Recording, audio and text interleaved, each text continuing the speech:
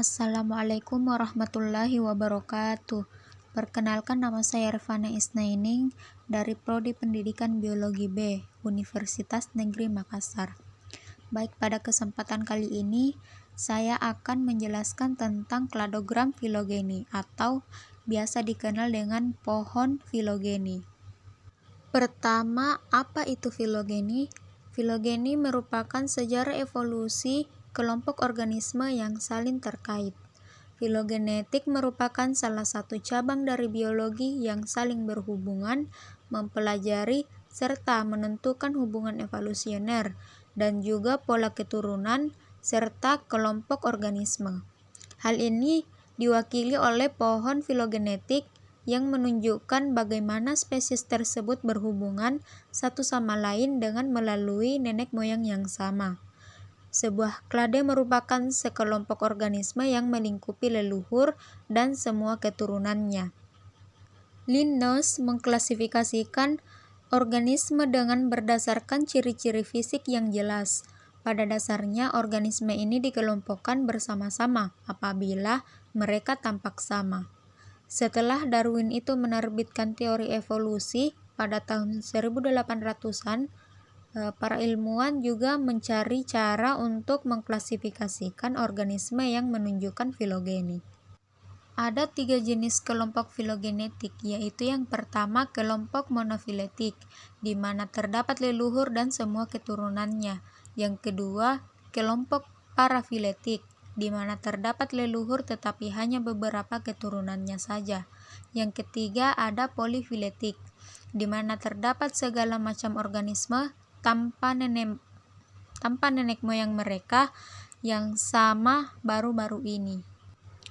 Nah, pada tabel karakteristik di mana ada beberapa jenis spesies serta karakteristik yang berbeda-beda. Di mana karakteristik yang pertama ada tulang belakang, ada rahang, 4 kaki jalan, amnion, jantung beruang 4 serta rambut.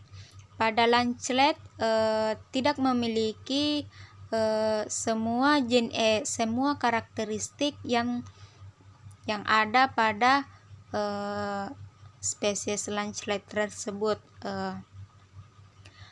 Jadi kita beri angka 0 karena ketidakhadiran karakteristik tersebut. Lancelet merupakan bisa dikatakan di luar atau outbound.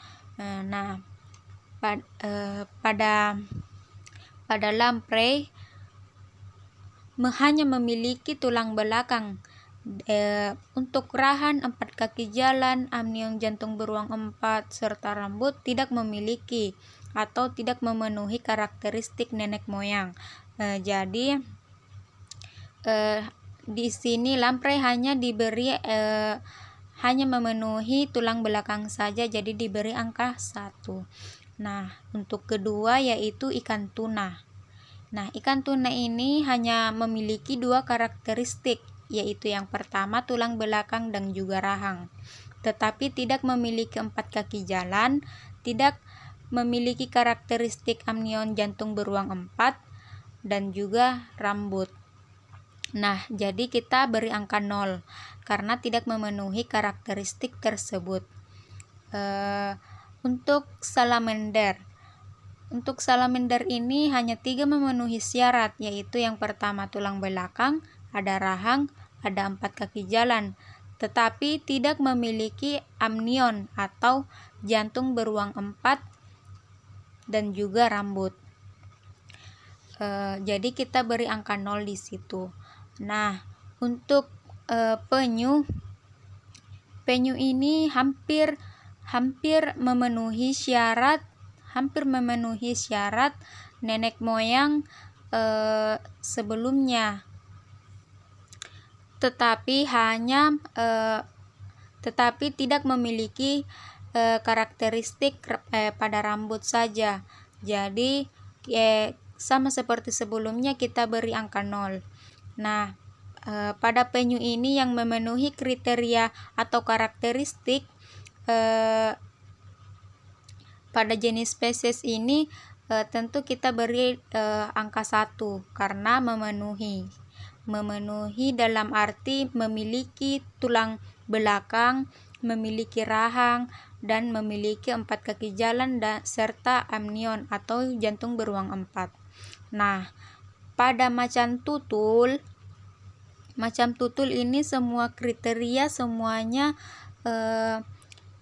terpenuhi.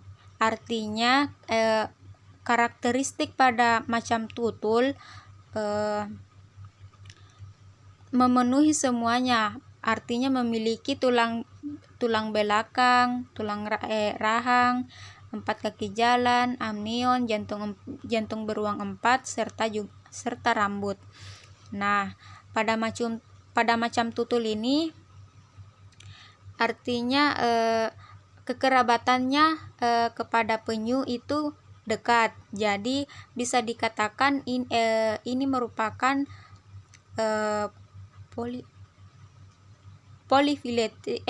parafiletik. Artinya para itu kan menuju, artinya saling tertaut, saling berhubungan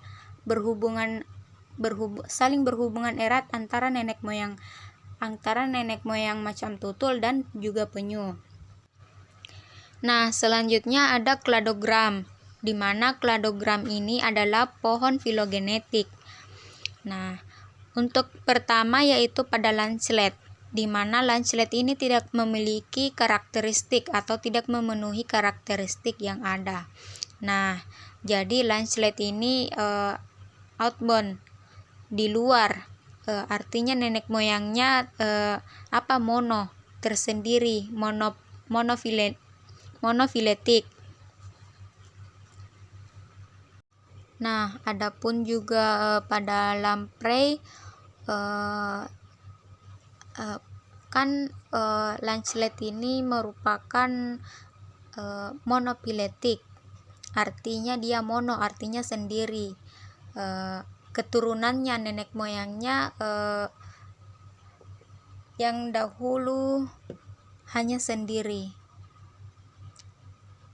Kita di sini kasih root atau akar A seumpama. Nah, untuk lamprey ini dan tuna memiliki tulang belakang, tetapi pada tuna tidak memiliki rahang.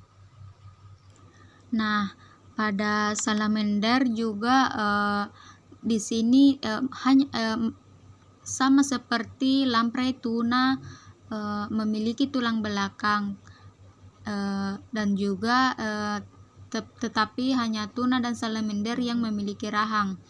Nah, dan untuk salamander di sini hanya memiliki memenuhi karakteristik 4 kaki jalan. Artinya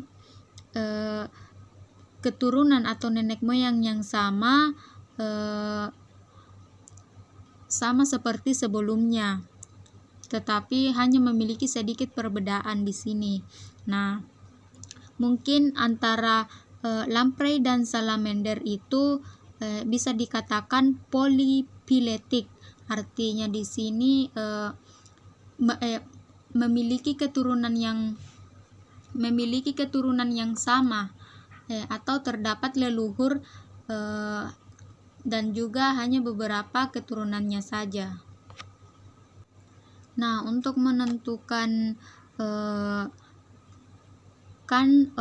lamprey ini dan salamander sama leluhurnya tetapi berbeda keturunannya, jadi ini termasuk polyphyletic. Nah, untuk kura-kura atau penyu sama seperti sebelumnya, tetapi hanya penyu saja yang tidak memiliki rambut. Nah, jadi leluhurnya tetap sama, tapi hanya berbeda sedikit saja berbeda keturunannya, berbeda leluhurnya antara organisme satu dengan yang lainnya, dan juga begitu juga dengan keturunannya.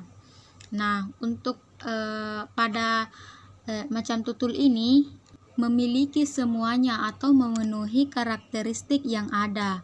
Artinya memiliki tulang belakang, rahang, 4 anggota gerak, telur beramnion, rambut, dan macam tutul ini bisa dikatakan berkerabat dekat antara macam tutul dan kura-kura.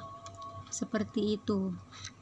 Jadi bisa dikatakan antara penyu atau kura-kura ini berkerabat dekat dengan macam tutul, artinya dia adalah parafiletik. Karena berkerabat dekat dengan antara kura-kura dan juga macam tutul. Nah, selanjutnya terdapat diagram Venn juga. Nah, di mana diagram Venn ini memiliki tingkatan atau struktur kekerabatan yang paling dekat, di mana semakin ke kanan atau semakin tinggi ke dalam hubungan kekerabatannya semakin dekat. Artinya macam tutul dan penyu memiliki hubungan kekerabatan yang paling dekat daripada macam tutul dan juga lancelet. Jadi itu tadi ada juga beberapa jenis kelompok filogenetik, yaitu kelompok monofiletik, kelompok parafiletik, dan juga polifiletik. Ya, mungkin hanya itu saja yang bisa saya jelaskan. Lebih dan kurang mohon dimaafkan. Wabillahi taufiq wal hidayah. Wassalamualaikum warahmatullahi wabarakatuh. Terima kasih.